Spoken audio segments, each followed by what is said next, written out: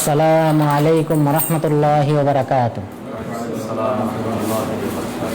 নাহমাদুহু ওয়া নুসাল্লি আলা রাসূলিহিল কারীম, আম্মা বা'দ। ফাআউযু বিল্লাহি মিনাশ শাইতানির রাজীম। ফি জান্নাতি ইয়াতাসাআলুন আনিল মুজরিমিন মা সালাকাকুম ফি সাকর ক্বালু লাম নাকু মিনাল মুসাল্লিন ওয়া লাম নাকু নুত'imul মিসকিন ওয়া কুন্না নাখুদু মা'আল খাইযিন। আলহামদুলিল্লাহ, আজকে আমরা মদিনা মুনাওয়ারার একটি হোটেলে সমবেত হতে পেরেছি। তো সেই মহান রব্বুল আলামিনের দরগাহে জানাই লাখো কোটি সুজুদ ও শুকরিয়া, যিনি আমাদেরকে এই হোটেলে সমবেত হয়ে কিছু দিনের কথা শোনার তৌফিক দান করেছেন। সেই মহান রব্বুল আলামিনের দরগাহে জানাই লাখো কোটি সুজুদ ও শুকরিয়া, আলহামদুলিল্লাহ। দুরুদ ও সালাম বর্ষিত হোক মানবতার মুক্তির দূত মুহাম্মদ সাল্লাল্লাহু আলাইহি ওয়াসাল্লামের উপর। সম্মানিত দিনী ভাইরা, আমরা যেহেতু প্রত্যেকেই মুসলিম, তো আমাদের কিছু করণীয় রয়েছে, ধর্মীয়ভাবে আমাদের বেশ কিছু করণীয় রয়েছে। সেই করণীয়গুলি পালন করতে হবে, তাহলেই বিনিময়ে আল্লাহ তাআলা আমাদেরকে পরকালে জান্নাত দান করবেন, যেই সর্বনিম্ন জান্নাত হবে এই পৃথিবীর 10 গুণ। পাশাপাশি প্রত্যেকের জন্যে সেবক থাকবে 1000-এর উপরে। পৃথিবীতে কোন ব্যক্তি আছে যার সেবক আছে, কোন বাচ্চা আছে যার সেবকের সংখ্যা 1000? তো এইভাবে আল্লাহ তাআলা বান্দাদেরকে বিভিন্ন নিয়ামত প্রদান করবেন। তো এই জান্নাতি নিয়ামত অর্জন করতে হলে অবশ্যই আমাদেরকে পরিশ্রম করতে হবে, এবং এই যে পরিশ্রম করতে হবে, এই পরিশ্রম সম্পর্কে রাসূল সাল্লাল্লাহু আলাইহি ওয়াসাল্লাম বলেন, মা রাআইতু মিসলান নারি না মাহারিবুহা ওয়ালা মিসলাল জান্নাতি না মাতালিবুহা। আমার বড়ই অবাক লাগে যে জাহান্নাম এত ভয়ঙ্কর হওয়া সত্ত্বেও ইহা থেকে যারা পরিত্রাণ চাইবে, তারা পরিত্রাণ চাওয়ার জন্যে যা কিছু করা দরকার, জাহান্নাম থেকে বাঁচার জন্য যা কিছু করা দরকার তা না করে তারা ঘুমিয়ে থাকে। এটা দেখে আমার খুব অবাক লাগে। অর্থাৎ যে সকল আমল করতে হবে, যে আমলের মাধ্যমে জাহান্নাম থেকে মুক্তি পাওয়া যাবে, সেই আমল না করে বান্দারা কিভাবে ঘুমিয়ে থাকে, এটা দেখে আমার খুব অবাক লাগে। এরপর রাসূল সাল্লাল্লাহু আলাইহি ওয়াসাল্লাম আরো বললেন, ওমা রাআইতু মিসলাল জান্নাতি না মাতালিবুহা। এবং আমার অবাক লাগে, জান্নাত এত নিয়ামত সম্পূর্ণ হওয়া সত্ত্বেও সেই নিয়ামত অর্জন করার জন্যে যেই পরিমাণ পরিশ্রম করা দরকার, সেই পরিমাণ পরিশ্রম না করে বান্দারা কিভাবে ঘুমিয়ে থাকে, এটা দেখে আমার অবাক লাগে। তাহলে জাহান্নাম থেকে মুক্তি পেতে হলে আমাদের পরিশ্রম করতে হবে, জান্নাত পেতে হলে আমাদেরকে পরিশ্রম করতে হবে। তাহলে এই হাদিস থেকে আমরা স্পষ্টভাবে জানলাম যে জান্নাত পেতে হলে পরিশ্রমের বিকল্প নেই। আল্লাহ তাআলা আমাদেরকে যে সকল আহকাম পালন করতে বলেছেন, সেই সকল আহকাম পালন করতে হবে। সেই আহকাম পালন করতে যত ধরনের কষ্ট শিকার হোক না কেন, আমাদেরকে সেই কষ্ট ধৈর্যের সাথে মোকাবেলা করতে হবে। তো সুতরাং আমরা এই যে জান্নাতের পথের যাত্রী হব এবং জাহান্নাম থেকে যে আমরা পরিত্রাণ পাব, এই কারণে আমাদের যে অন্যতম আমলটি করতে হবে, সেই আমলটি হলো সালাত আদায় করতে হবে। আমাদেরকে নামাজ আদায় করতে হবে, 5 ওয়াক্ত সালাত আমাদেরকে আদায় করতে হবে, তাহলে আমরা জান্নাতি হব। অন্যথায় আমরা যদি এই সালাত পরিত্যাগ করি, বর্জন করি, তাহলে আমাদের যে সকল শাস্তির কথা বলা হয়েছে, দুনিয়াতে আমাদেরকে কি বলে আখ্যায়িত করা হবে, কি হুকুম দেওয়া হবে, মুসলিম, কাফের, মুশরিক, মুনাফিক, কি হুকুম দেওয়া হবে এবং পরকালে আমাদের ঠিকানা কি হবে, সেই বিষয় নিয়েই আজকে ইনশাআল্লাহ আলোচনা করব। তাহলে যদি কোনো ব্যক্তি সালাত পরিত্যাগ করে, তাহলে তাকে কাফের বলা হয়েছে। রাসূল সাল্লাল্লাহু আলাইহি ওয়াসাল্লাম বলেন, আল আহদুল্লাযী বাইনানা ওয়া বাইনাহুম আস-সালাহ ফামান তারাকাহা ফাকাদ কাফার। আমাদের মাঝে আর কাফেরদের মাঝে পার্থক্য হলো সালাত আদায় করা। আমরা সালাত আদায় করি, আমরা মুসলিম, আর যারা সালাত আদায় করে না তারা হলো কাফের। তাহলে রাসূল সাল্লাল্লাহু আলাইহি ওয়াসাল্লাম এখানে স্পষ্টভাবে বললেন। এরপর তিনি আরো বলেছেন, বাক্কিরু বিস-সালাহ ফি ইয়াউমিল গায়ম ফা ইন্নাহু মান তারাকাস সালাহ ফাকাদ কাফার। যে তোমরা বৃষ্টি বাদলের দিনে তাড়াতাড়ি সালাত আদায় করো, কেননা যে ব্যক্তি সালাত পরিত্যাগ করলো সে কাফের। তাহলে এই দুই হাদিস থেকে আমরা বুঝতে পারি সালাত পরিত্যাগকারী কাফের। এরপর তৃতীয় যে দলিল হলো যে সাহাবাদের ইজমা হয়েছে, সাহাবাগণ একমত পোষণ করেছেন সালাত পরিত্যাগকারী কাফের। তো সাহাবাদের ইজমা যদি হয় তাহলে সেটা দলিল হিসেবে গ্রহণ করতে হয়, যেহেতু রাসূল সাল্লাল্লাহু আলাইহি ওয়াসাল্লাম বলেছেন লা তাজতামিউ উম্মতি আলা দালালা, আমার উম্মত কোনো সময় একটি ভ্রান্ত মতের উপর, ভ্রান্ত ফতোয়ার উপর কখনোই একমত পোষণ করবে না। তার মানে যদি কোনো একটা উম্মত অর্থাৎ সাহাবাগণ, তাবিগণ, তারা যদি একটা ইজমা করেন, কোনো একটা বিষয়ের উপর যদি ঐক্যমত পোষণ করেন, তাহলে বুঝতে হবে সেটা সঠিক, যেহেতু রাসূল সাল্লাল্লাহু আলাইহি ওয়াসাল্লাম বলেছেন আমার উম্মত কখনোই ভ্রান্ত মতের উপর একমত পোষণ করবে না। অর্থাৎ সেটা যদি ভ্রান্ত মত হয় তাহলে সেখানে কোনো না কোনো আলেম তার বিরোধিতা করবে। তো এখানে সাহাবাগণ তারা সকলে একমত পোষণ করেছেন সালাত পরিত্যাগকারী কাফের। এই ব্যাপারে ইসহাক ইবনে রাহওয়াই রাহিমাহুল্লাহ তিনি বলেছেন যে সাহাবাগণ তারা সকলে একমত পোষণ করেছেন যদি কোনো ব্যক্তি সালাত পরিত্যাগ করে তাহলে সে কাফের হয়ে যাবে। এই সম্পর্কে দলিল হলো আব্দুল্লাহ ইবনে আব্বাস রাদিয়াল্লাহু আনহু তিনি বলেন মান তারাকাস সালাহ ফাকাদ কাফার, যে ব্যক্তি সালাত পরিত্যাগ করলো সে কাফের হয়ে গেল। ওমর ইবনুল খাত্তাব রাদিয়াল্লাহু আনহু তিনি বলেছেন লা ইসলামা লিমান লাম ইউসাল্লি, সে মুসলিম না যে নামাজ আদায় করে না, সে মুসলিম না যে নামাজ আদায় করে না। এরপর মাকিল আল খাশামি রাহিমাহুল্লাহ তিনি বলেন যে কুফার রহবা নামক স্থানে আলী রাদিয়াল্লাহু আনহু ছিলেন, তখন এক ব্যক্তি এসে বললেন মা তারা ফি ইমরাতিন লা তুসাল্লি, হে আমিরুল মুমিনিন আপনি কি মনে করেন সেই মহিলার ব্যাপারে যেই মহিলা সালাত আদায় করে না? তখন তিনি বললেন মান লাম ইউসাল্লি ফাহুয়া কাফির, যে সালাত আদায় করবে না সে কাফের। এরপর সাহাবাদের মধ্য থেকে আব্দুল্লাহ ইবনে মাসউদ রাদিয়াল্লাহু আনহু, তাকে জিজ্ঞাসা করা হয়েছিল আইয়ু দারাজাতিল ইসলামি আফদল, ইসলামের কোন আমলটা সর্বোত্তম? তখন তিনি বললেন আসসালাহ ফামান লাম ইউসাল্লি ফালা দীন আলা, যে নামাজটাই হলো ইসলামের সর্বোত্তম আমল, আর যে ব্যক্তি সালাত আদায় করবে না তার ধর্ম নাই, সে বেদিন। নাউযুবিল্লাহ। তাহলে এই সাহাবী তিনিও বললেন যে নামাজ আদায় না করলে সে কাফের। এরপর পাশাপাশি সাহাবাদের মধ্যে আবু দারদা রাদিয়াল্লাহু আনহু তিনি বলেছেন লা ঈমানা লিমান লা সালাত আলা, সেই ব্যক্তির ঈমান নাই যে ব্যক্তি সালাত আদায় করে না। ওয়ালা সালাত লিমান লা ওযু আলাহু, আর সেই ব্যক্তির নামাজ হবে না যে ব্যক্তির ওযু নাই। তাহলে যার ওযু নেই তার সালাত হবে না, এবং যার সালাত নাই তার ঈমানও নাই। তাহলে এখান থেকে বোঝা যায় আবু দারদা রাদিয়াল্লাহু আনহু তিনিও বলতে চান যে সালাত পরিত্যাগকারী কাফের। এরপর আব্দুল্লাহ ইবনে আমর রাদিয়াল্লাহু আনহু তিনি বলেছেন লা আন আজনিয়া আহাব্বু ইলাইয়া মিন আন আশরাবা খামরা ফা ইন্নী ইযা শারিবতুল খামরা তারাকতুস সালাহ ওয়া মান তারাকাস সালাহ ফালা দীন আলা, যে আমি মদ পান করব, যে আমি ব্যভিচারে লিপ্ত হব, এটা আমার কাছে উত্তম মদ পান করার চেয়ে, কেননা আমি যদি মদ পান করি সালাত পরিত্যাগ করব, আর যে ব্যক্তি সালাত পরিত্যাগ করলো তার ধর্ম নাই, বেদিন। তাহলে এখানে আব্দুল্লাহ ইবনে আমর রাদিয়াল্লাহু আনহু তিনিও বোঝাতে চেয়েছেন যে এগুলি সবগুলি কবিরা গুনাহ। এই তিনটা যে অপরাধের কথা বললেন, ব্যভিচার, মদ, তারপর সালাত পরিত্যাগ করা, তিনটাই বড় কবিরা গুনাহ, কিন্তু তিনি সর্বশেষ যেটা বললেন যে সালাত পরিত্যাগ করলে তার ধর্ম নাই। সুতরাং ওই দুটি অপরাধের চেয়ে বড় অপরাধ হলো সালাত পরিত্যাগ করা। এরপর মুজাহিদ ইবনে জাবর রাহিমাহুল্লাহ তিনি জাবির বিন আব্দুল্লাহ রাদিয়াল্লাহু আনহুকে জিজ্ঞাসা করলেন মা কুনতুম তুফাররিকুনা বাইনাল কুফরি ওয়াল ঈমান, যে তোমরা অর্থাৎ আপনারা সাহাবাগণ রাসূল সাল্লাল্লাহু আলাইহি ওয়াসাল্লামের যুগে কোন আমলটা পরিত্যাগ করলে কোনো ব্যক্তিকে কাফের মনে করতে? তখন তিনি বললেন সালাহ, নামাজ আদায় করা, যে কেউ যদি নামাজ ছেড়ে দিত আমরা তাকে কাফের মনে করতাম। এরপর আব্দুল্লাহ ইবনে শাকিক রাহিমাহুল্লাহ, আব্দুল্লাহ ইবনে শাকিক আল উকাইলি রাহিমাহুল্লাহ তিনি তাবী, তিনি বলেছেন যে কানা আসহাবু মুহাম্মাদিন সাল্লাল্লাহু আলাইহি ওয়াসাল্লাম লা ইয়ারাউনা শাইআন মিনাল আমালি তারকুহু কুফরুন গায়রা সালাহ, যে সাহাবাগণ তারা সকলেই কোনো আমল পরিত্যাগ করলে সেই ব্যক্তিকে কাফের বলতেন শুধুমাত্র সালাত পরিত্যাগ করলে। সালাত ব্যতীত অন্য কোনো আমল পরিত্যাগ করলে সাহাবাগণ তারা কাফের মনে করতেন না। অর্থাৎ হজ আছে, জাকাত আছে, তারপর অন্যান্য আমল আছে, সেগুলি পরিত্যাগ করলে সাহাবাগণ কাফের মনে করতেন না, বরং কাফের মনে করতেন যদি কোনো ব্যক্তি সালাত পরিত্যাগ করতেন। তো সুতরাং এই দলিল এটাও ইজমার বহির প্রকাশ।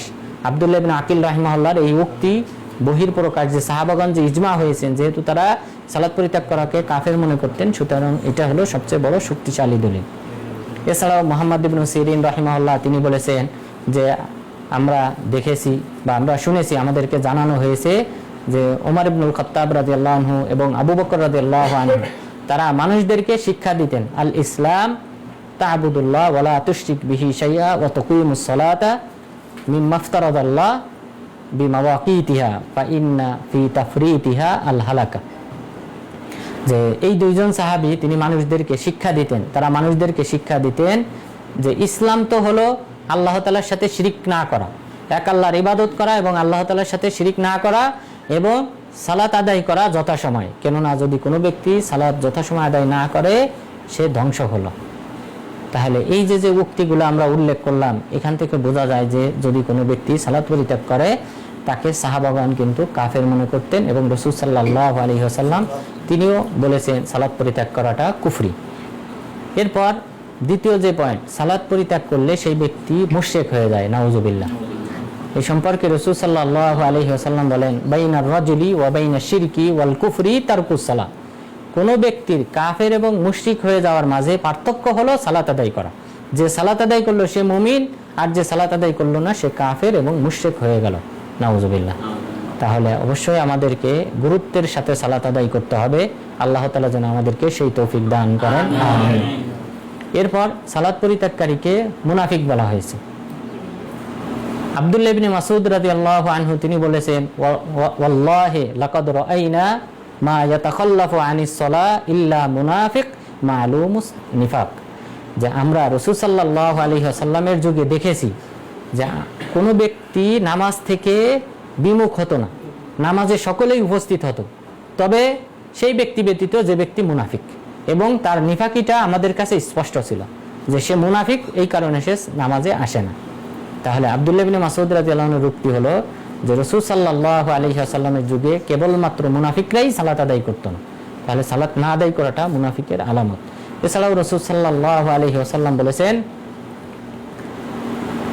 যে আসকালুস সালাতি আলাল মুনাফিকিন সালাতুল ইশাই ওয়া সালাতুল ফজর ওয়ালাউ ইয়ালামুনা মা ফীহিমা লা আতাউহুমা ওয়ালাউ হাবওয়া।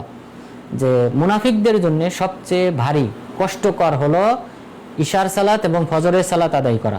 যদি তারা জানতো এই দুই সালাত আদায় করলে কি পরিমাণ সওয়াব দেওয়া হয়, তাহলে তারা হামাগুড়ি দিয়ে হলেও মসজিদে উপস্থিত হতো।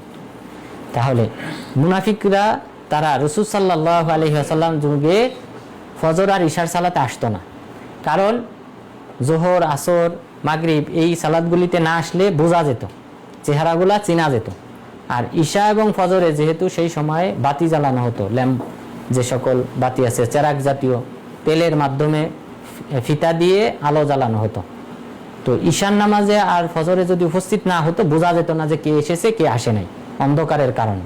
এই কারণে মুনাফিকরা, যেহেতু তাদের উদ্দেশ্য না ইবাদত করা, শুধুমাত্র মুসলিমদের হত্যার ভয়ে তারা ইসলাম গ্রহণ করেছে, তো সুতরাং যখনই সুযোগ পেত তখন তারা সালাত পরিত্যাগ করত, এবং এই কারণে তারা ঈশা এবং ফজরের সালাতে আসতো না।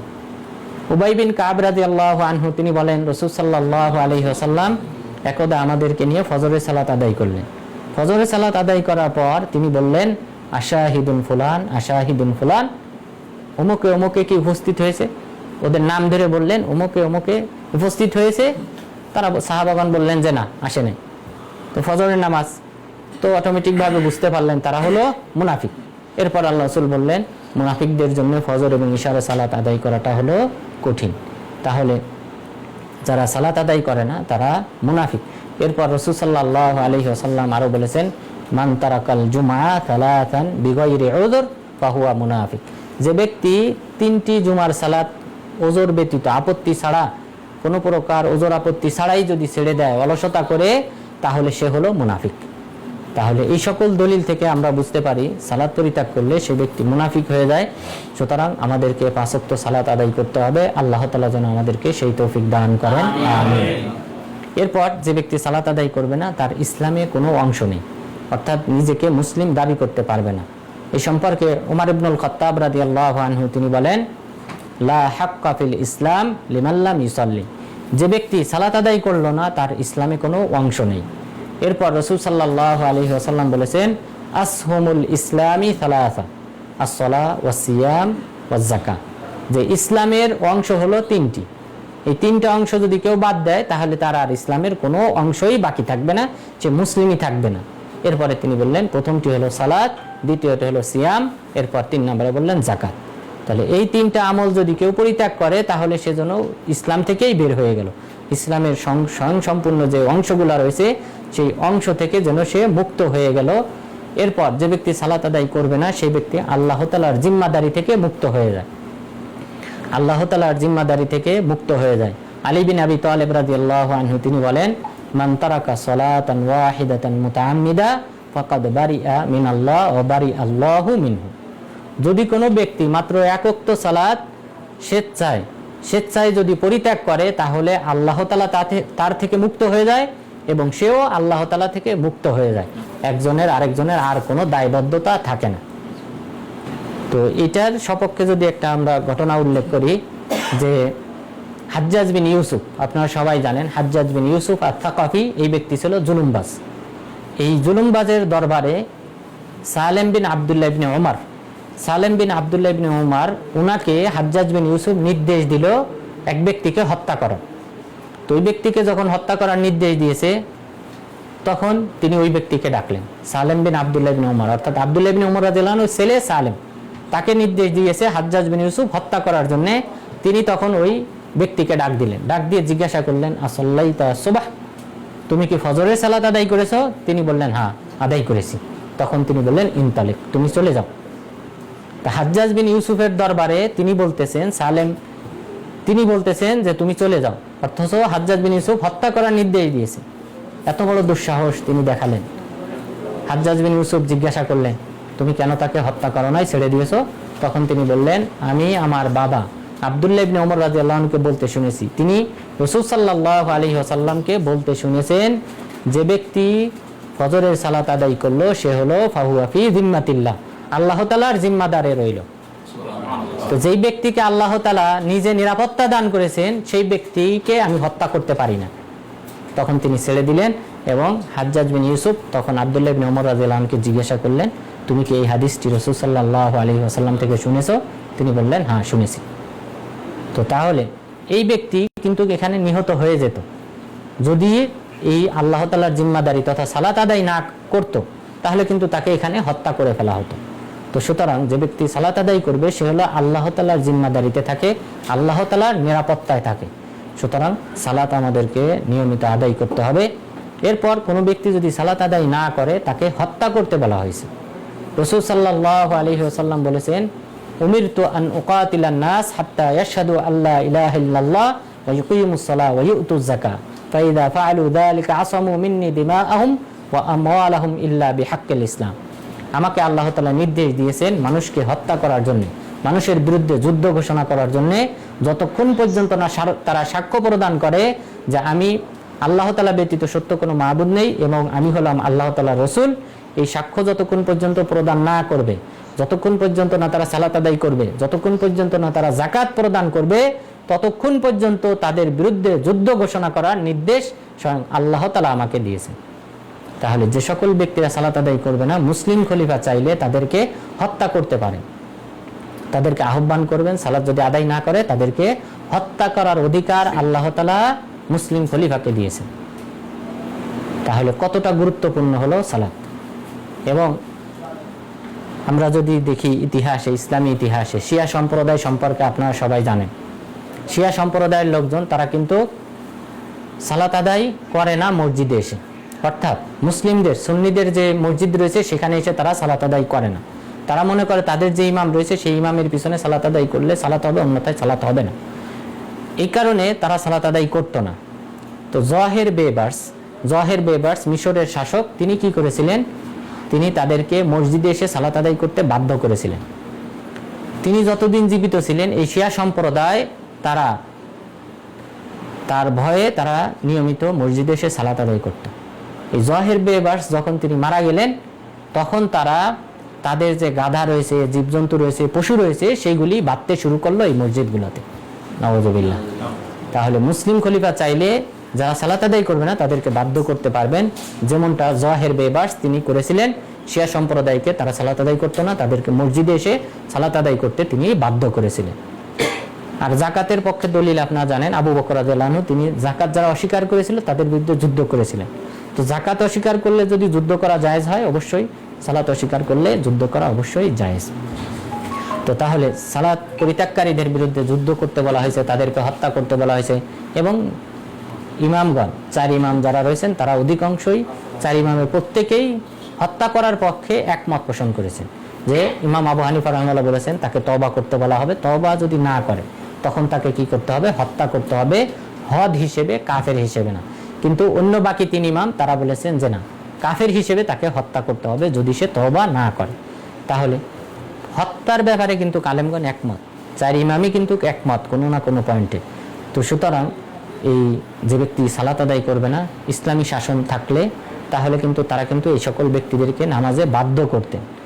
এরপর সালাত যদি কোনো ব্যক্তি আদায় না করে তাহলে তার অন্যান্য যে ভালো আমল আছে সেগুলি বরবাদ হয়ে যাবে।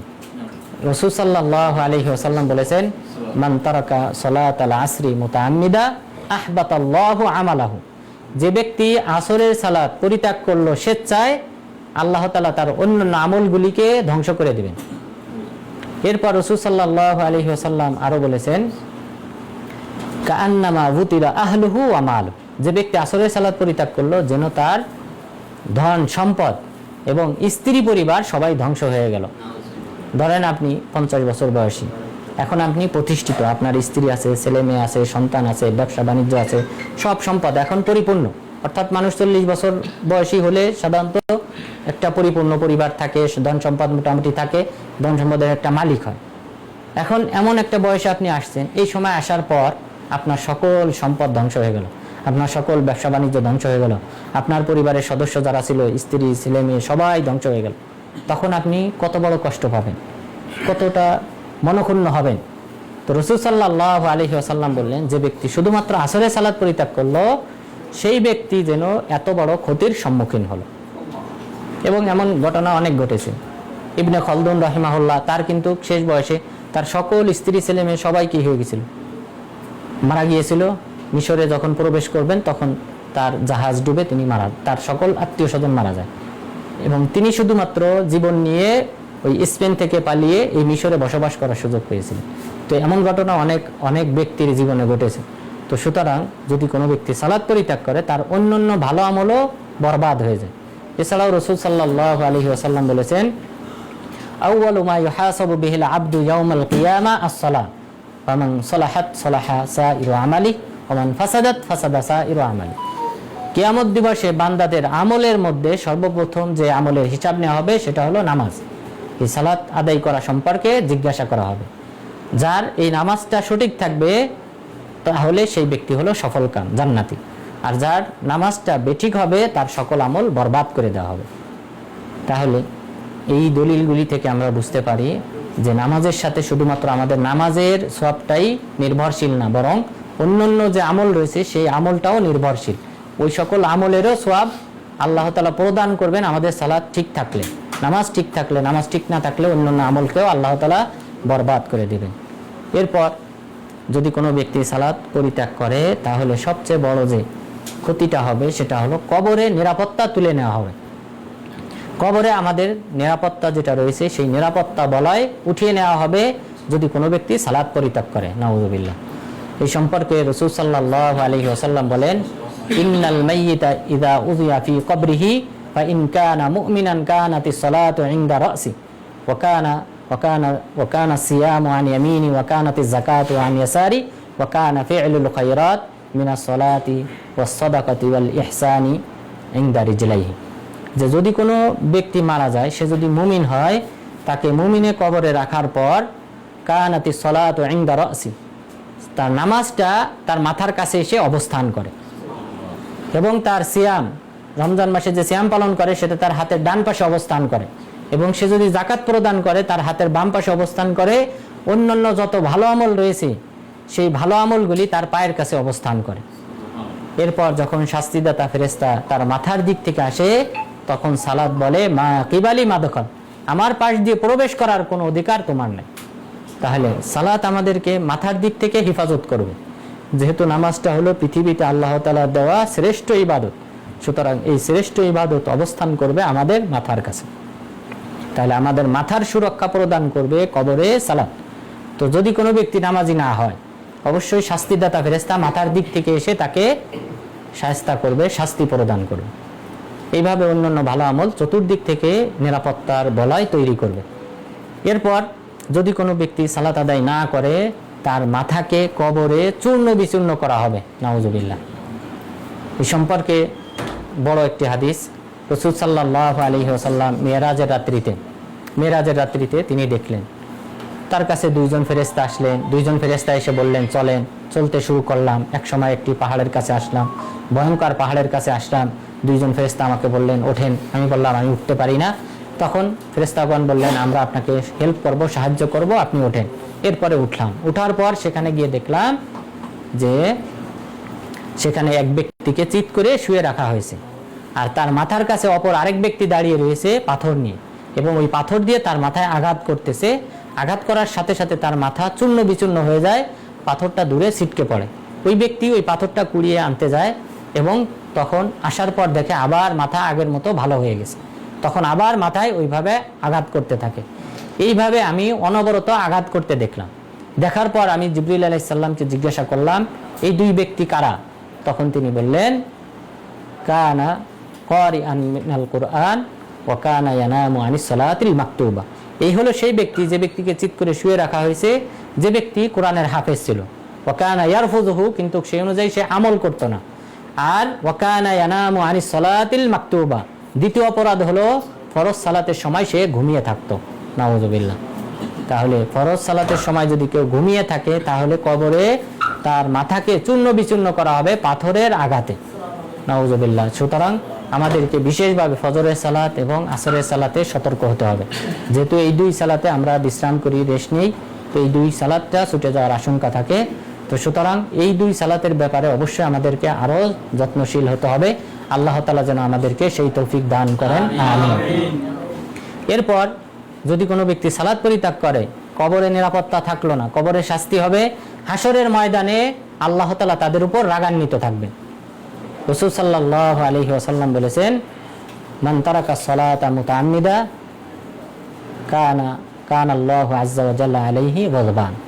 যে ব্যক্তি স্বেচ্ছায় সালাত পরিত্যাগ করবে, কিয়ামত দিবসে আল্লাহ তাআলার সাথে সে সাক্ষাৎ করবে রাগান্বিত অবস্থায়। সে আল্লাহ তাআলাকে রাগান্বিত অবস্থায় পাবে। তো আল্লাহ তাআলা যদি আপনার উপর রাগান্বিত থাকেন, আমার উপর রাগান্বিত থাকেন, তাহলে কিন্তু পরকালে মুক্তি মিলবে না। কারণ জান্নাতীরা জান্নাতে প্রবেশ করবে আল্লাহ তাআলার রহমতে এবং ক্ষমাপ্রাপ্ত হয়ে।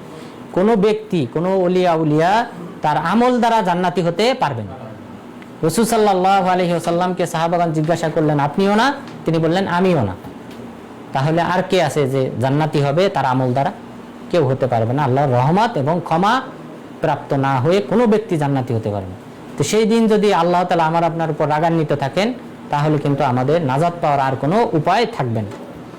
এবং যে সকল ব্যক্তিরা সালাত আদায় করে না, তাদের হাসর নাসর হবে কাফেরদের সর্দারদের সাথে।